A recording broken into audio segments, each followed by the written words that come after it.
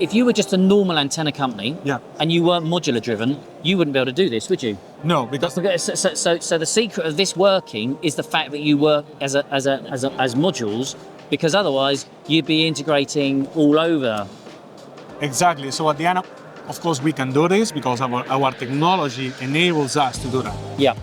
And it's something that we can do, and of course we leverage that through Oxion, but the foundation of that capability is, of course, the virtual antenna technology. So just give us a little bit of a background about why a design engineer would, this complicated world of antenna. You've simplified that with this little box of tricks. Exactly. Tell us quickly about what's going on there, and then that'll give the viewer the opportunity to understand the new things that you've done. Absolutely. So at the end, as you said, we are already simplifying the life of wireless developers out there because we have a simplified portfolio, just 7 products that can cover from 400 megahertz up to 10 gig. Yep. So this is already a kind of insightful load reduction in terms of what should you pick in terms of options, antenna options, and so on. So our virtual antenna technology is contributing already to that simplifying process of having just few components, so you can have like different clear options depending on your needs. Yep. And following that mindset, last year we launched our Oxion platform, which at the end was created with the ambition to simplify developers' life by providing access to virtual antenna technology in the simplest way. Yep. So just to clarify, the world that you live in the world of getting the data off the box, is thousands of antenna. Yes. 3 main types. They've all got to be able to talk to each other. They've all got to be compatible with each other. They've all got to be tuned together. Yeah. You thought, hang on a minute, we can do that with just 6. Exactly. 6 simple solutions. So 7 though. 7. So that's where Oxion comes from. Correct. Yep. Yes. Okay. So what have you done now that means that that's even better than it was 4 months ago? So the good point here is that, as you say, we provide that platform that introduces the technology to a lot of new people. So an easy to use space where you can analyze how our virtual antenna technology could work in your final device, because this is one of the benefits we provide through Oxion. It's not just you go and check a data sheet or an application note and you try to map that with your actual needs. It's that you can get a tailored report of antenna performance in your specific design needs. So PCB dimensions mainly, and wireless communication standards, but also frequency ranges within those communication standards. Right. Because at the end, it depends on the region, depends on a lot of different factors.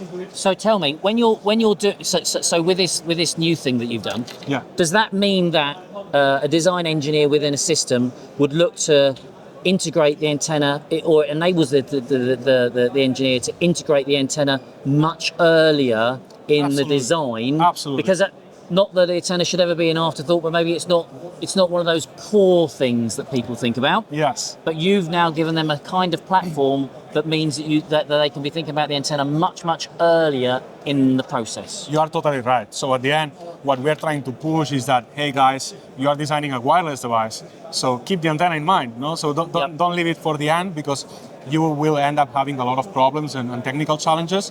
So it's not just that we want to push that message, we provide the tools for the developers so they can actually act accordingly. Right. And for this, you can just signing up, log in, it's free of charge, get there and start evaluating the different options that we provide from our technology. Maybe now we can show a bit how it looks like. Yes, do it. So, okay, go. We have users, you create your own account, you sign in, you log in, then you can just create a new project. It's a simple 3-step form, but today we will just take a look at what you get out of it. Yep. So once you create the project, what we recommend here is, hey, to your point, we will guide you guys. So we will guide you through the design journey, what we believe is the optimal way to integrate an antenna in your device. Yeah. So you're working your way back in a way. Exactly. So we start from the very beginning. So we assume that you may be evaluating different antenna technologies. Yep. So we need to provide you with the flexibility to explore what virtual antenna technology could offer in your specific device. So this is just an example. And here what we're showing is antenna performance. So again, for your tailored needs, the PCB dimension in that case of 50 times 50 millimeters. Right. Bluetooth type of application, hey, this is what you can expect. Right. So form factor is an important part in this. Absolutely, it is. Yep. Because it has a direct impact on antenna performance. Yep. We also show matching network components, which is an important part of our technology, any technology, but in our side, virtual antenna is even much important. Yep. So in that stage, what you can do is leverage the power of AI through our ML model. So you can then, for example, by using different tools such as the A-Design Explorer, iterate as much as you want, no? So change different things on your design, even antenna location, or even PCB dimensions. Let's say you have some design constraints, so you want to reduce your width. So what this allows you is, hey, we are providing you in real time what the impact of your design changes. Yes. So I don't want to keep making you sound like the most amazing antenna company in the world, because that's not my job, that's your job. Exactly. But if you didn't, if you wouldn't be, if you were just a normal antenna company, and you weren't modular driven, you wouldn't be able to do this, would you? No, because so the secret of this working is the fact that you work as modules, because otherwise you'd be integrating all over. Exactly. So at the end, of course, we can do this because our technology enables us to do that. Yeah. You know, so and it's something that we can do, and of course we leverage that through Oxion, but the foundation of that capability is, of course, the virtual antenna technology. Yeah. Yeah. We have created our own ML model to enable this type of changes, this type of design iterations in real time. So at the end, you can take better decisions based on data and informed decisions. So I'm going to ask you a difficult question, or at least what I think is a difficult question. We throw about machine learning all the time. Yeah. You're not going to wander about in a embedded world and people go, oh no, we're using machine learning. Yeah, oh, of course you are. Yes, we're all using machine learning. In this case, how is machine learning giving me, how is that, as a design engineer, how is are you taking all the designs that you've done and then learning from them, therefore you can be intuitive to my design when I go into that system, or is it reacting to what you're putting down there? I think the question is, everybody talks about machine learning, but actually what's your machine learning actually doing? So, to your point, it's actually both. So both. We learn of thousands of different designs that we have in our knowledge. No, so of course, totally anonymized and generic designs that we learn. So we have trained our ML model with all this data. We have a lot of years of experience in the industry, and we have also, of course, worked on our own data points to feed, So it is taking past Oxion applications and learning from them, and then seeing patterns and identifying them, so it solves solutions quicker. Exactly, and on top of that, we have an active learning model that works on its own, and it detects data points where maybe there is not enough data, and it auto-generates more data, so our ML model keeps being much more accurate. Right. Okay, what happens next? So, from that view, you can save your design, or you can just go back to the previous view. So then, again, as I was saying, you can iterate as many times as you want. You can create as many design versions as you want from that panel here, all within the same project view. So you have all the information in one view. You can compare between different versions and then pick the one that is most convenient for you. When you pick that one, you move to the next step. Right. What we believe should be the next step. Yeah.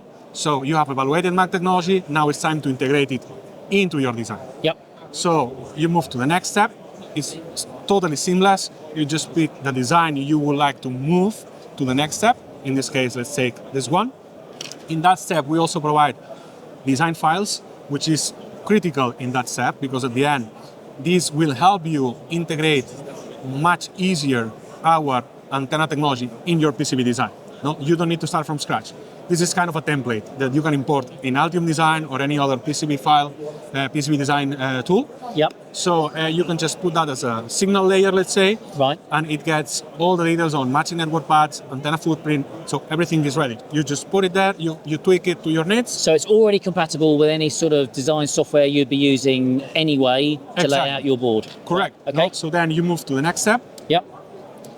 And this is actually one of the new features we are including. No? So, okay, you have selected your design, you have your DXF file, you have created your PCB design file. Now, what we offer here is the option to, in a fully automated way, validate that you are design compliant, that you are following my design recommendations. So that you don't have problems when you end up in the prototyping stage. Because, I mean, you missed, I don't know, one part, or maybe one thing was not totally clear in the design process. So you just need to get here, browse, upload your design file. We are compatible with most of the Gerber file formats. Yep. GBR, GBL, whatever. All the, for example, Altium Design again, or any other standard design tool, we are fully compatible. We just ask you some questions on your design. So let's say, where is the antenna located, in which of the layers, because most of the designs have different layers. If you have top and bottom, match network paths, intermediate layers, and some information that we need. And also, where have you located your antenna? Because we need to keep in mind that virtual antenna technology, even if we normally recommend, let's say, top left corner, it's actually compatible with any corner of the device. No? So you can mirror that in any shape and form that you want. So let's say you can start from an horizontal or vertical.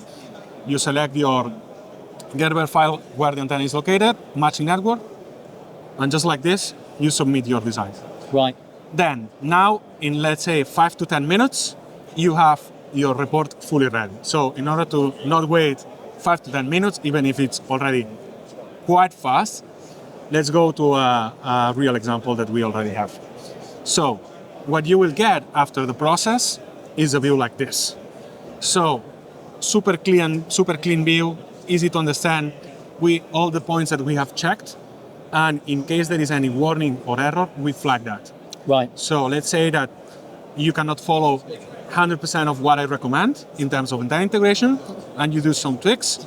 We also accept that because we know that in the real scenario, there's lots going on. Exactly. No, and any device has its own requirements.